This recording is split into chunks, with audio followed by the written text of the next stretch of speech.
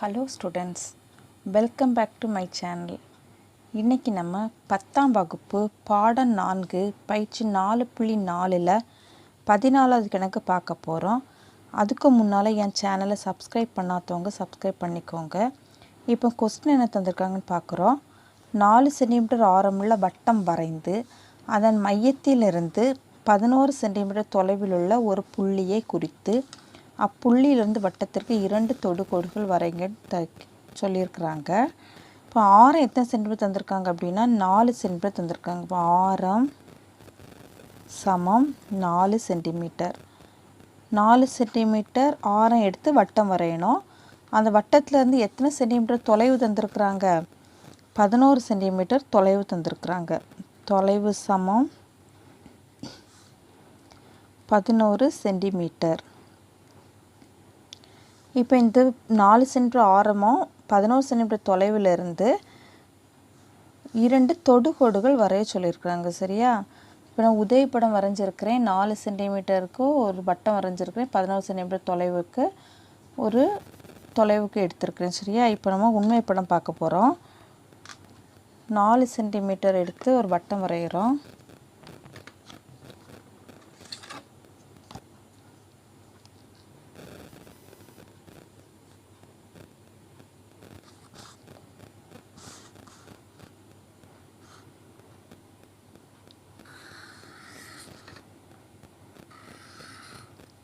நாலு சென்டிமீட்டர் எடுத்து வட்டம் வரைஞ்சாச்சு. அடுத்து 11 சென்டிமீட்டர் தொலைவு.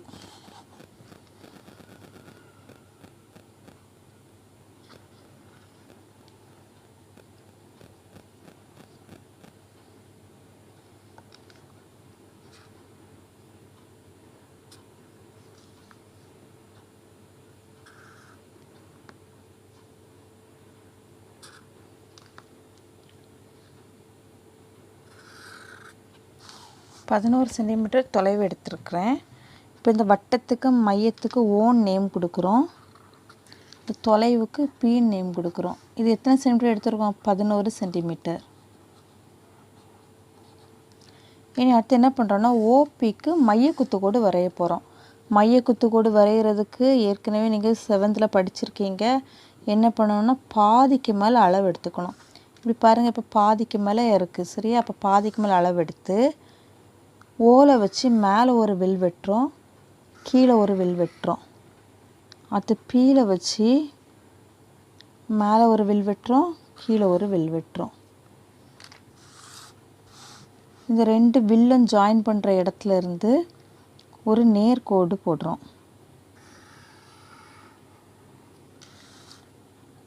இந்த மையக்குத்துக்கு M1 நேம் கொடுக்குறோம். அது வந்து செங்குத்து கோடுனால இதில் வந்து அந்த செங்கோணத்துக்குள்ளே அந்த குறியை வரைஞ்சிக்கோங்க. இனி அடுத்த ஸ்டெப் என்ன பண்ணுறோன்னா அந்த மையக்குத்து கோடுக்கும் ஓக்கும் அளந்துக்கோங்க. இந்த மையக்குத்து கோடும் ஓவும் அல்லனா மையக்குத்து கோடிலேருந்து அந்த பீக்கு அளந்துக்கோங்க. அளந்து வட்டம் வரையணும். வட்டம் வரையும் போது இப்போ ஓலை வச்சு வரைஞ்சிங்க அப்படின்னா பீலை கரெக்டாக ஜாயின் பண்ணியிருக்கணும். அதே இது பீலை வச்சு வரைஞ்சிங்கன்னா அந்த ஓக்கு கரெக்டாக அந்த வட்டம் ஜாயின் பண்ணியிருக்கணும். இப்போ 2 இடத்துலையுமே ஜாயிண்ட் ஆகியிருக்கு. இனி அடுத்த ஸ்டெப் என்ன பண்ணுறோம் அப்படின்னா பீல இருந்து இந்த 2 வட்டமும் ஜாயின் பண்ணியிருக்க இடத்துக்கு தொடுகோடு வரைய போகிறோம். இதுதான் இந்த இடத்துல தான் என்னது தொடுகோடு வரைய போகிறோம்.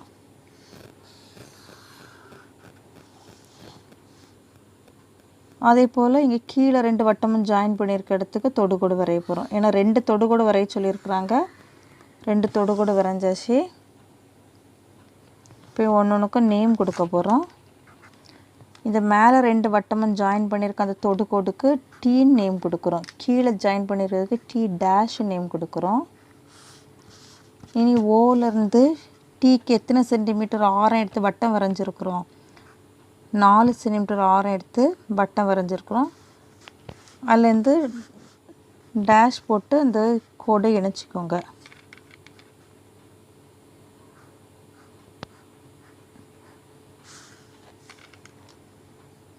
இதில் 4 சென்டிமீட்டர், இதுவும் 4 சென்டிமீட்டர். இப்போ பிடியும் பிடி டேஷும் தான் தொடுகோடு. இந்த அளவு தான் நம்மளுக்கு அளக்கணும். அளந்து பார்த்துக்கோங்க எத்தனை சென்டிமீட்டர் வருதுன்னு.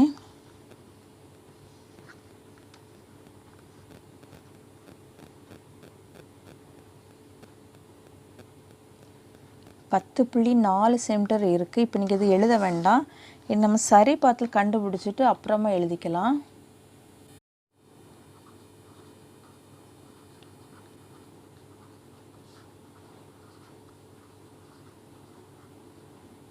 சரி பார்த்தல் கண்டுபிடிக்க போகிறோம். பிடியோட அளவு தான் நம்ம கண்டுபிடிக்க போகிறோம். சரியா? அப்போ பிடி ஸ்கொயர் சமம், இதில் பெரிய இது அளவு நம்மளுக்கு என்ன தந்திருக்காங்க? தொலைவோட அளவு தான் தந்திருக்காங்க. இதுதான் கர்ணத்தோட அளவு. அதை நம்ம ஃபார்முலாவில் எழுதிக்கிறோம். ஓபி ஸ்கொயர் மைனஸ் அடுத்தது பட்டம் வரைஞ்சிருக்கோம்ல ஆரம், அதை வந்து ரெண்டாவது எழுதிக்கோங்க. ஓடி ஸ்கொயர். ஓபியோட வேல்யூ என்னது? 11 ஸ்கொயர் மைனஸ் ஓடி வந்து 4 ஸ்கொயர். 11 ஸ்கொயர் வேல்யூ என்ன வரும்? 11 × 11 121 மைனஸ் 4 ஸ்கொயர் 4 4 16. இப்போ 121லேருந்து 16 கழிக்கும்போது என்ன கிடைக்கும் அப்படின்னா 105 கிடைக்கும். சரியா? இப்போ இதுலேருந்து இதுதான் பிடி ஸ்கொயரோட வேல்யூ வந்து 105. இது பிடியோட வேல்யூ கண்டுபிடிக்கிறோம். இந்த ஸ்கொயர் வந்து வலது பக்கம் போகும்போது ரூட்டாக மாறிடும். ரூட் 105. இப்போ 105க்கு வர்க்க மூலம் கண்டுபிடிக்கணும். அது நீள் வகுத்தல் முறையில் கண்டுபிடிக்கிறோம்.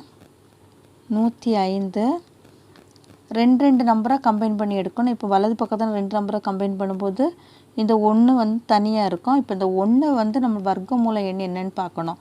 ஓர் 1 1. அடுத்து கீழே 2 நம்பரை கீழே இறக்குறோம். இந்த 1 வந்து 2ஆல் பெருக்கி இங்கே எழுதுகிறோம். ஓ 2 2. இப்போ இங்கே 1 கொடுத்தா கூட உனக்கு 5ஐ விட ஜாஸ்தியாக போயிடும். அதனால் என்ன பண்ணுறோம், இங்கே ஒரு 5க்கு ஒரு நம்பர் இருக்குது, அதனால் இங்கே ஒரு 0 போடுறோம். இங்கே 0 போடுறதுனால இங்கேயும் 0 போட்டுக்கணும். இனி வந்து அடுத்து 2 இங்கே 0 போட்டிருக்குறோம். அதனால் இங்கே என்ன பண்ணுறோம், இன்னும் அடுத்து என்ன பண்ணுறோன்னா இங்கே ஒரு புள்ளி வச்சு 2 0 போட்டுக்கிறோம். இப்போ புள்ளி வைக்கிறதுனால இங்கே 2 0 போட்டிருக்குறோம். இங்கே நம்பர் இருக்கனால இங்கே ஒரு 0 இங்கே ஒரு 0 போட்டுறோம். இனி இதில் 1 போட்டு பார்த்தா கூட 201, அதே நம்பர் தான் இங்கே மேலேயும் போட்டுக்கணும். இப்போ 201 இங்கே 1ஆல் பெருக்கும்போது 201 வரும். இங்கே 500க்குள்ளே வந்து நம்மளுக்கு இங்கே 2 போட்டால் வர வாய்ப்பு இருக்குது. அப்போ 202 2ஆல் பெருக்கும்போது என்ன வரும்? 404. நம்மளுக்கு தொடுகோட்டு நீளம் நம்மளுக்கு இங்கே சரி பாத்தில் கண்டுபிடிக்கும்போது என்ன கிடச்சிருக்கு அப்படின்னா 10.2 சென்டிமீட்டர் கிடச்சிருக்கு. இப்போ இங்கே என்ன வேல்யூ கிடச்சிருக்கோ அந்த வேல்யூ இங்கே கொண்டு எழுதிருங்க. 10.2 சென்டிமீட்டர். அதே போல் இங்கே எழுதிக்கோங்க 10.2 சென்டிமீட்டர். உங்களுக்கு கொஸ்டினில் கேட்கல, தொடுகோட்டின் நீளத்தை அளக்க தான் சொல்லியிருக்கிறாங்களே தவிர உங்களுக்கு தொடுகோட்டின் நீளம் வந்து தனியாக எழுத சொல்லலை. அதனால் நீங்கள் தனியாக எழுதணும்னு அவசியம் இல்லை. இங்கே மட்டும் இதில் மட்டும் கட்டாயம் எழுதியிருக்கணும். அதே போல் சரி பாட்டெலாம் கட்டாயம் கண்டுபிடிச்சிருக்கணும். இது வந்து இம்பார்ட்டன்ட் 8 மார்க் கொஸ்டின். கட்டாயம் வந்து ஆனுவலுக்கு எதிர்பார்க்குற கொஸ்டின். இதில் ஏதாவது டவுட் இருந்துச்சு அப்படின்னா கமெண்ட் பாக்ஸில் கமெண்ட் பண்ணுங்கள். இப்போ வரைமுறை என்ன பண்ணணும்னு நீங்கள் எப்படி இந்த படத்தை வரைஞ்சிருக்கீங்களோ அதே போல் உங்களுக்கு வரைமுறை எழுதினா போதும். இந்த வரைமுறைக்கு வந்து மார்க்கு கிடையாது. அதனால் நீங்கள் எப்படி உங்கள் ஓன் வேர்ட்ஸில் கூட வரைமுறை எழுதிக்கலாம். தேங்க்யூ.